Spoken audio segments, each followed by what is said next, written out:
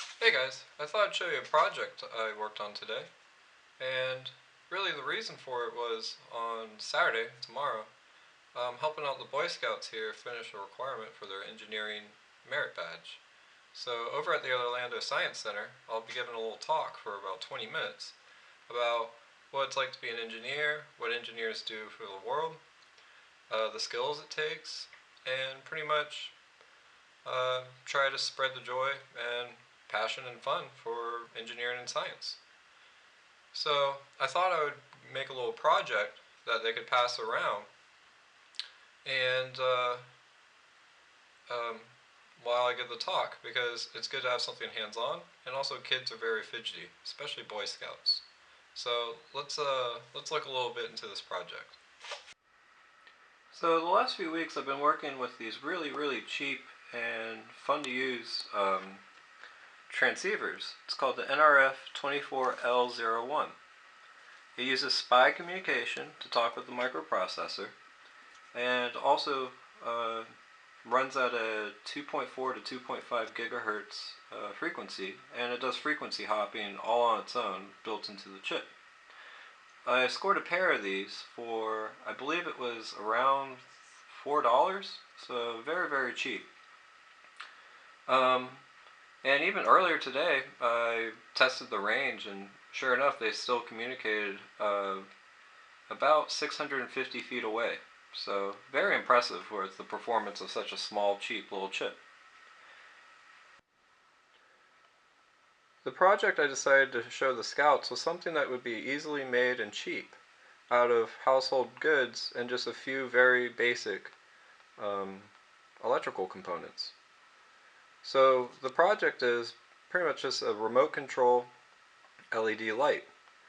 You push the toggle switch left or right to change the color of the LED, green, red, or off. It's pretty cheap. All it took was a bicolor LED that I bought from Skycraft for 20 cents, 2 resistors to pull that, 2 NRF24L01 transceivers, Arduino Uno, Arduino Mega, and this container I got from a Chinese restaurant. Oh, also I used a cell phone backup charger, like one of those pocket batteries, I guess you would call it, to charge the remote control. So let's look at this in action. So it's pretty easy to use. All you have to do is toggle the switch left and right to change the color of the LED from red to green or off.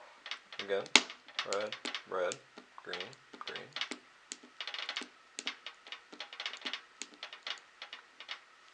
Let's see how far we can use this.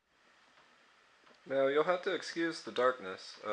It's just the LED is kind of dim due to it being old. But yeah, across the living room, it works just fine. You can even move around, and it still works. It's a little hard to do this with one hand. The toggle switch isn't exactly easy to push. Also, this is across the yard. I have to zoom in a little bit. But yeah, you can see it.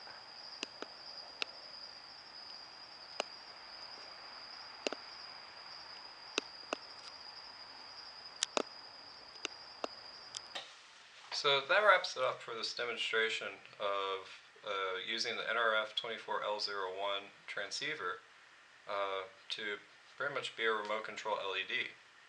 I hope the Boy Scouts enjoy it, or at least are interested about it. And also, next month I will have a tutorial about using the NRF24L01 and a description of my code I wrote, because I didn't like what was out there. And when it comes to sensors and things, I like to understand how to use it. So that's why I write my own code. Anyway, well, Zazel says good night. Bye.